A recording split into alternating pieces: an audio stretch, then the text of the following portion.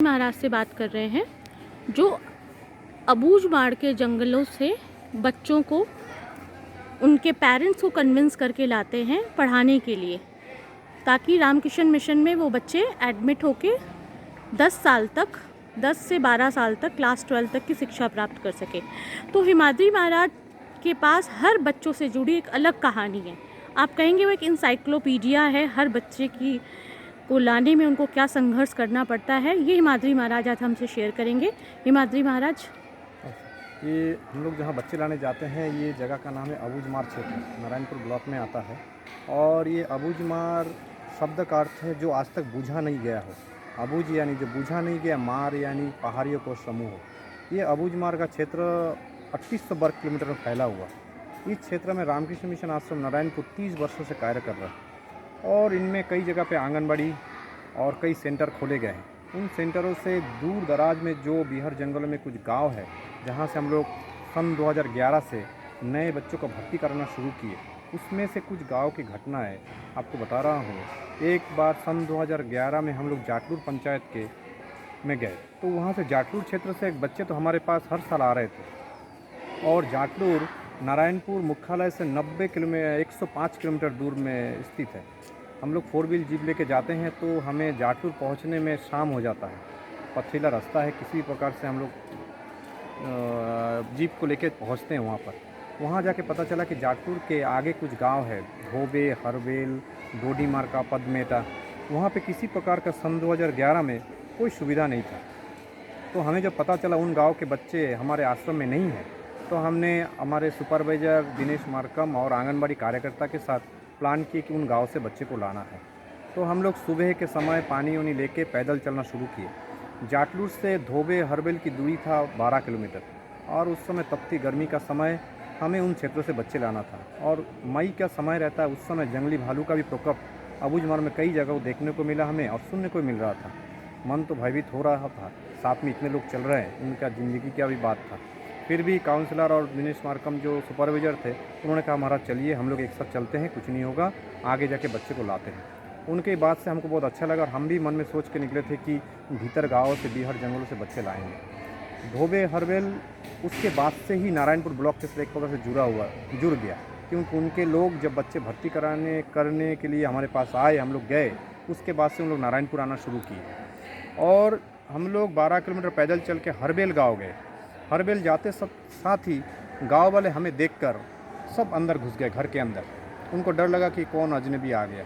और भीतर गांव में इन गांव के लोग नारायणपुर कभी कभार, इनके गांव के एक पटेल या मुखिया आते थे, गांव वाले कभी भी नारायणपुर नहीं आते थे। तो पहली बार उनको हम लोगों को देखा, देखने के बाद घर के अंदर सब चले गए।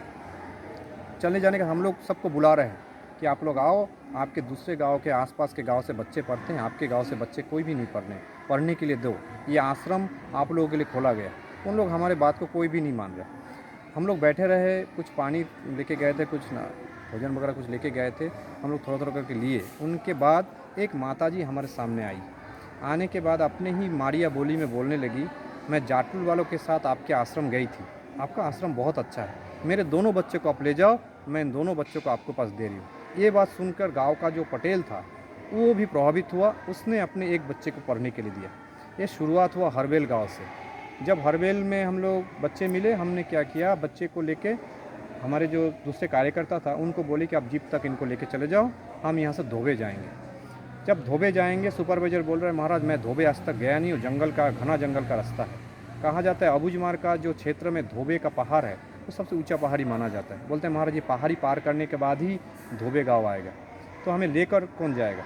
जो वहाँ का हरवेल का पटेल था, उनसे कहा, उन्होंने कहा कि महाराज जी मैं आपको आधा रास्ता तक ले जाऊँगा, बाकी मैं पूरा नहीं जाऊँगा। तो हमने सोचा कि ये नॉर्मली बता रहा होगा, आगे का रास्ता हम देख लेंगे।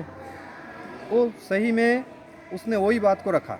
धोबे का पूरा पहाड़ी चढ़ने के बाद वो बोलता है महाराज मैं आपके साथ नहीं जाऊँगा। और ये पूरा पहाड़ी रास्ता भालू का रास्ता था और हमारे पास जो पानी था वो भी समाप्त हो चुका था। तो हमने कहा कि स्वामी जी के नाम पे निकले हैं, अभी हम बैकफुट पे और नहीं जाएंगे, हम तो आगे निकलेंगे। पटेल को हमने विदा कर दिया और सुपरवाइज़र हम लोग पहाड़ के रास्ते नीचे उतरकर ढूंढ रहे जंगल के भीतर। कई घंटों बाद हमें जानवरों का आवाज़ सुनने मिला कि आसपास कोई गांव है। ढूंढते हम गांव गए। जाने के बाद गांव में पता चल रहा है कि गांव में एक हफ्ता बाद उनका देवी यात्रा है वो यात्रा के लिए गांव वाले नदी किनारे में शराब बनाने के लिए सब बैठे हुए हैं। तो वहाँ 2 किलोमीटर और दूर पैदल चल के गया। जाने के बाद हम लोगों को देख के गांव वाले पूरा हंसने लगे और अपने बोली में बोलने लगे, इसको बच्चा कौन देगा। ऐसा कई सबार समझाने के बाद कोई मानने के लिए तैयार नहीं हुआ। उसमें से एक आदमी आया, आके हमसे हाथ मिलाया। मिलाने के बाद बोलते, सन 2004 में हमने दूसरे गांव वालों के साथ आपका आश्रम देखने गया था। कहाँ सन 2004 और कहाँ सन 2011। उनको आश्रम में जो देखा था उनको बहुत अच्छा लगा। वो भूला नहीं वो आदमी बात को, गांव वाला। उसने क्या किया, गांव वालों को बुलाया और जैसे आदेश दिया कि मैं आश्रम देख के आया हूँ, बच्चे को पढ़ने दो, बहुत अच्छे बच्चे हैं वहाँ पे, बच्चे को देखभाल होता है। तो ये बात सुनकर, उस गांव वाले के बात सुनकर 2 बच्चे को हमको पढ़ने के लिए दिया। उधर से हम लोग 12 किलोमीटर चल के आए, पहाड़ी पार कर, फिर 12, 24, फिर हमको अभी धोबे से जाटपुर 12 किलोमीटर, ये 36 किलोमीटर हमको पैदल चलना पड़ा। जाते समय हमने 2 बच्चों को साथ में लेकर जीप में लेके नारायणपुर आश्रम आ गए। आज वो बच्चे 10वीं में अध्ययनरत है और कक्षा में अच्छा पढ़ाई भी कर रहे हैं। आज वो गांव वाले आश्रम के साथ जुड़ गए। उसके बाद उस गांव में आंगनबाड़ी खोला गया, नल बिठाया गया, उनके लोगों को धान के बीज दिया गया, सब्जी बीज वितरण किया जाता है, पौधा दिया जाता है, गांव के हर संभव उन्नति का मदद किया जाता है। उनके गांव वाले कोई बीमार पड़ने से हम लोग अपने हॉस्पिटल में लाके इलाज भी कराते हैं। ये रहा सन 2011-12 का घटना। एक बैठ